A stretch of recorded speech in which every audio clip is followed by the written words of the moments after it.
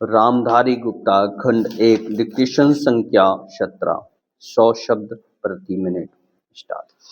उपाध्यक्ष महोदय, मैं समझता हूं कि अब तक इस वैदेशिक नीति पर न केवल इस ओर के सदस्यों ने ही बल्कि दूसरी ओर के सदस्यों ने भी प्रधानमंत्री जी को धन्यवाद दिया है। इसलिए मैं अपनी तरफ से धन्यवाद देकर उनका बोझ बढ़ाना नहीं चाहता। Paragraph change.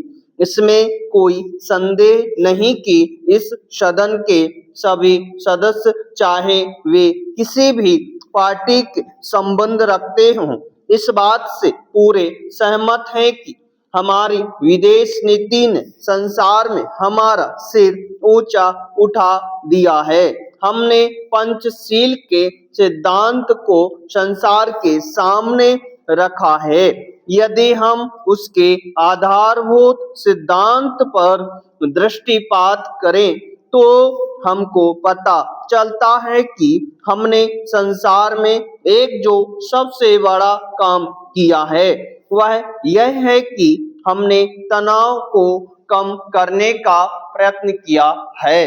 पैराग्राफ से, जिस समय हमने नई नई स्वतंत्रता प्राप्त की तो हमारे सामने बहुत से प्रश्न थे। उनके साथ ही हमारे दो बड़े गुट थे जो कि एटम बम और दूसरे बम लिए हुए हमको चुनौती दे रहे थे कि अगर हमने उनमें से किसी एक गुट में सम्मिलित नहीं हुए तो हमको बड़ी कठिनाई होगी। उस समय भी हमारे प्रधानमंत्री ने हमारे देश की वैदेशिक नीति को इसी स्तर पर रखा जिसके कारण आज हम संसार में अपना सिर ऊंचा उठा सकते हैं। हमने जो संसार के सामने पंचशील के सिद्धांत को रखा उसका सबसे बड़ा फल यह हुआ कि एक सम्मेलन हुआ जिसकी ओर मैं आपका ध्यान दिलाना चाहता हूँ।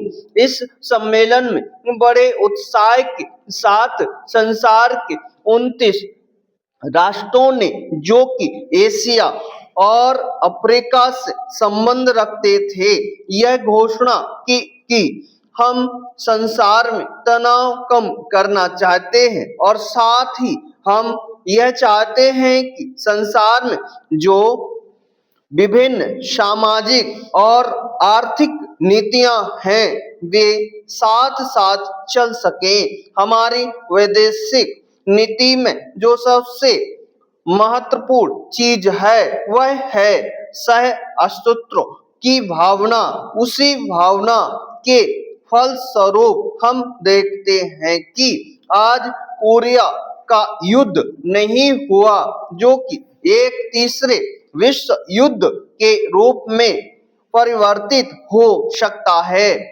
हमारी इस नीति के कारण हमारे अमेरिकी मित्र हमसे कुछ अप्रसन्न भी हो गए, लेकिन यदि हम ऐसा न करते तो आज संसार को तीसरा युद्ध देखना पड़ता। मैं बहुत ज्यादा समय नहीं लूंगा, थोड़ा ही लूंगा।